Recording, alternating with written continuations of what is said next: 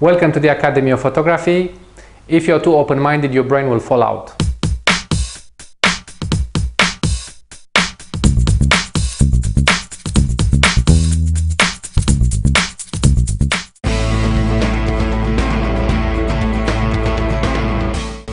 I'm Christian Tudor, and today I am going to talk about wedding photography poses, ideas for the bride. So today I'm going to focus only on the bride. I'm not going to worry about the groom. The wedding is all about the bride, in case you haven't noticed that yet, and it's important to give her a very nice set of pictures with interesting ideas that she will appreciate forever.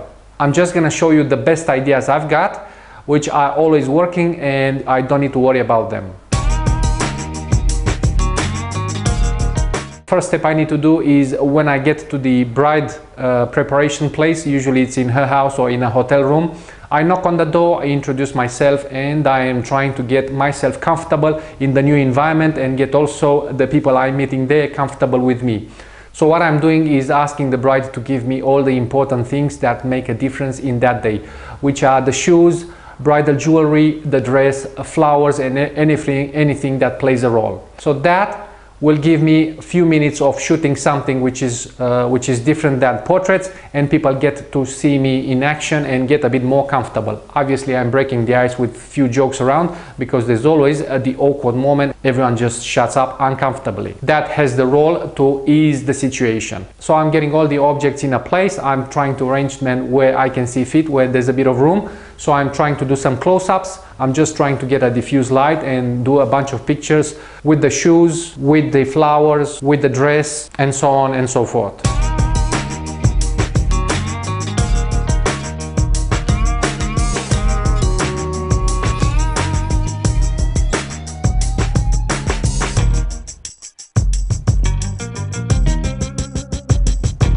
I'm ending up with actually using the macro lens, because I'm going to the next step of the shoot, which is close-up portraits.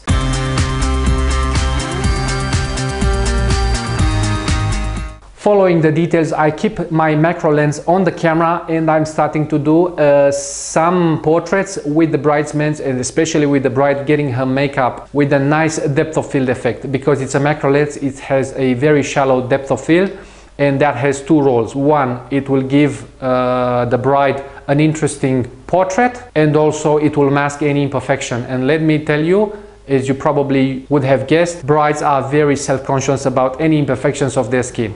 So this one is just perfect for the job. Do a close-up portrait, focus on the eyes, on the eyelashes, or on the veil, and you show that on the back of your camera, and she's gonna relax instantly, because she's gonna be happy with it. I can promise you that.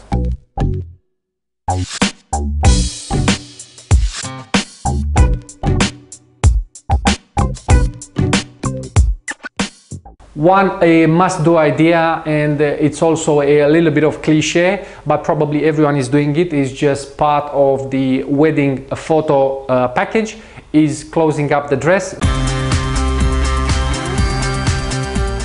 Before the bride finishes the dress on, it's always the back part with the laces, and the bridesmaids and the mother or whoever is present are actually closing them and do the final knots on the dress. It's always a classic, a very interesting effect. You just need to give the bride only one photograph. Probably you need to take few safe shots, and for that I would probably use a 50mm 1.4 or 1.2. Try to get a little bit of depth of field, but also have a bit of focus. It's a classic, it's a must-do.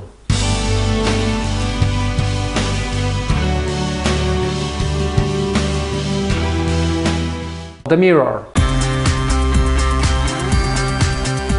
Once the bride is already dressed up, she's gonna look into the mirror and try to make herself looking good. Bride in the mirror, it's always a very interesting shot. It's impossible not to have a mirror, and if you don't find one, just do a bit of mock-up. Depending on the angles and how tight is your space, you can shoot above her shoulder, from behind the mirror, or if it's a small mirror, you're trying to focus on the mirror, you're trying to focus on the mirrored image in the mirror, and it's gonna be interesting. Try as many variations as you can, and this is gonna be a good pose.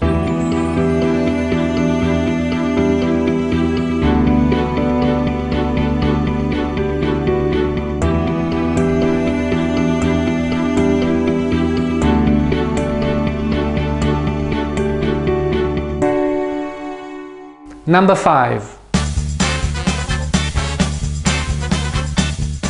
Once the bride is ready, I always ask her to do a one-on-one with me next to a soft diffused light next to a window. So what I'm asking her to do is just pose for me, facing the window. It depends where the window is, looking through the window, raise her hand, grabbing the curtain, look at me, and trying to do the other way and look back at me over her shoulder. I do also a full body and a half body and a close-up portrait. I'm using my two lenses, 24-70 and the 70-200, so I get a nice set of pictures.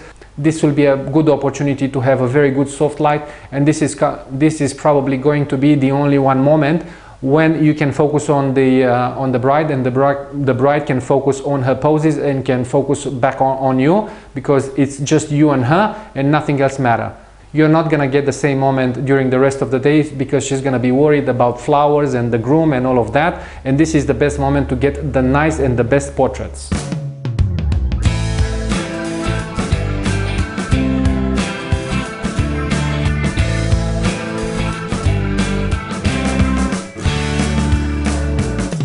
Bride on the bed. After I am done with the single portraits, I'm trying to get a bit more creative. So what I'm asking is the bride to be on the bed and just look at me like that. I can assure you it's always a good pose. Everyone looks good in that position. There's no risk of having a double chin. Everyone is good in this pose. If the bridesmaids are there, just ask them to jump in and you're gonna have a laugh and you have some good portraits.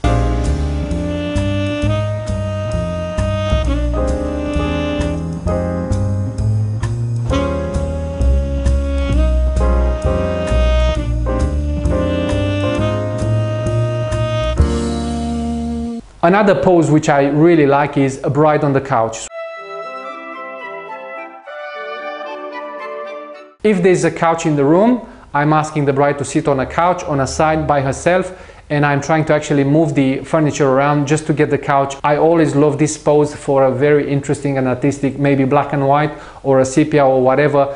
I do a little bit of post-production. It gives me a very moody picture. The more serious the bride is, the better picture it gets. I've done some of my greatest shots this way, and I always love the mood and the final outcome of the portrait. Very good, very beautiful. I absolutely love it.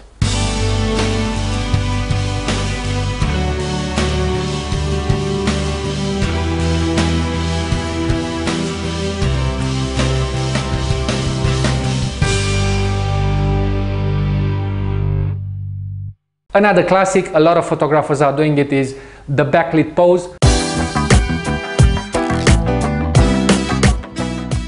Basically what you need to do is get the bride at the window to hold the curtains, and you shoot against the light, so basically you need to have a very interesting effect. It's not about the details, it's about the artistic result. Just try to expose somewhere in between. Don't expose for the window, because the bride is going to be very dark. Don't expose for the bride, because otherwise the window is going to be blown out. Try somewhere in the middle where you can actually see some details of the dress. Of course you can do both, or you can do many variations. It's up to you how you like it, but it's always a nice pose. It's a must-have. You give it to the bride, she's gonna love it.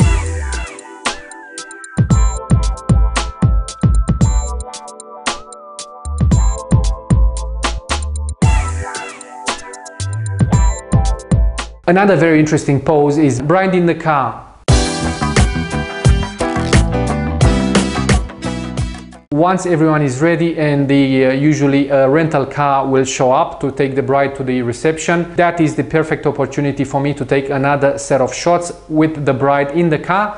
What I'm asking her to do is just open the window and lean against the window. Maybe she's holding a bouquet. Always a good opportunity to have a great portrait. Sometimes I shoot perpendicular on the car and I get a wide portrait. Sometimes I shoot along the car with a telephoto lens, so I get a single portrait with a nice depth of field.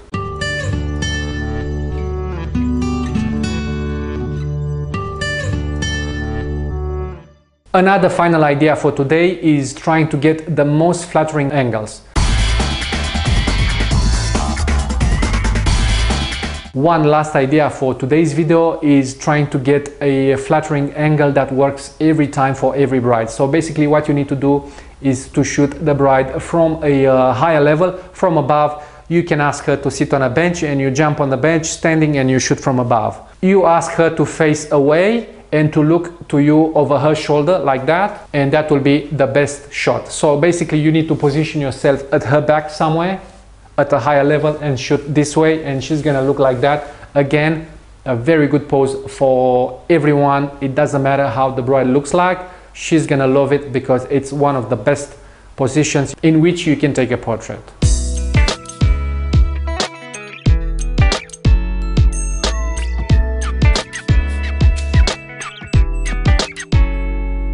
I hope that's enough for today. So if you enjoyed this, just give us a thumb up. If you do something similar, feel free to share them on the Academy of Photography website. Do not forget to subscribe. We have a weekly newsletter coming out now. Thank you for watching. Until I see you next time, I wish you happy shooting. Thank you very much.